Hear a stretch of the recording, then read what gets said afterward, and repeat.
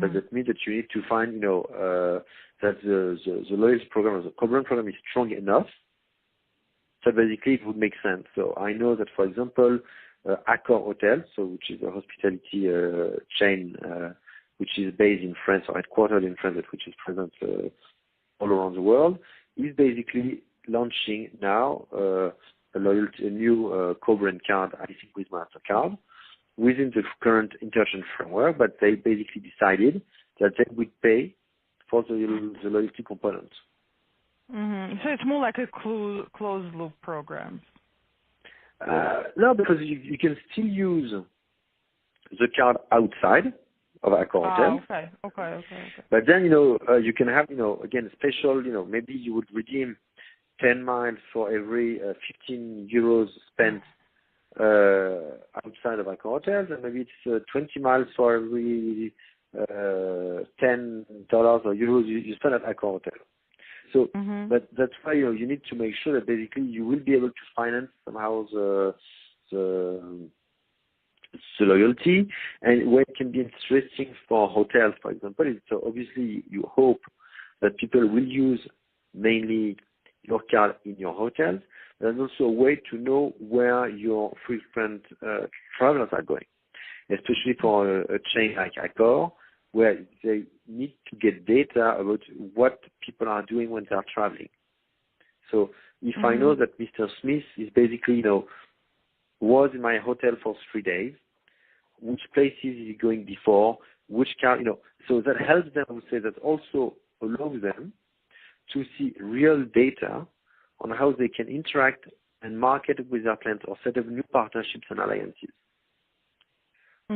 So now I would say one of the way, which is more far-fetched, I would say, that in the past is, there is also the cost of acquiring data and be able to run big data elements on your own clients. And one way to get data and acquire the data is to basically put cards and you see, what are the real transactions that your clients are doing. And again, for a hotel chain, where your clients are going to have dinner, how can you basically cross-sell number of options within the hotel to increase your food and beverage P&L. All of that, I would say, could make sense. And there's also one of the goals that these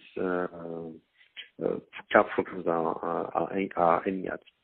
So if we come back now, I would say, with the American Express type of program, which is a three-party model.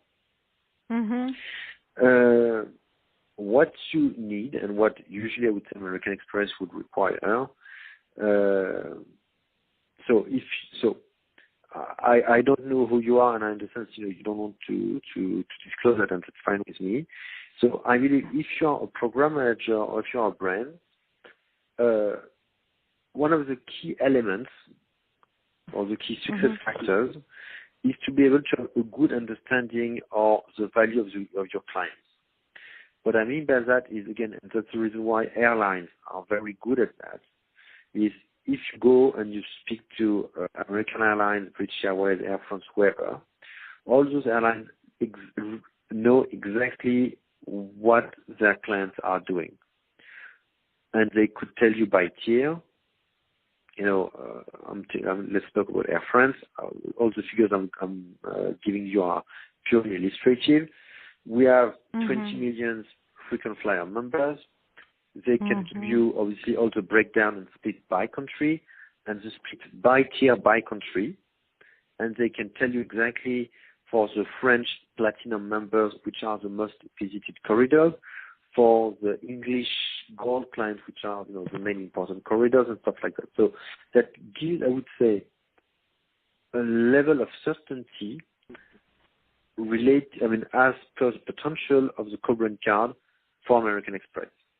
Because if you're American Express, obviously what you need to do is a deal, which is win-win, where you are going to finance the program. But to be able to finance the program, you obviously need to know how much the client will bring, and what is the how much what? I'm sorry. How much the cardholder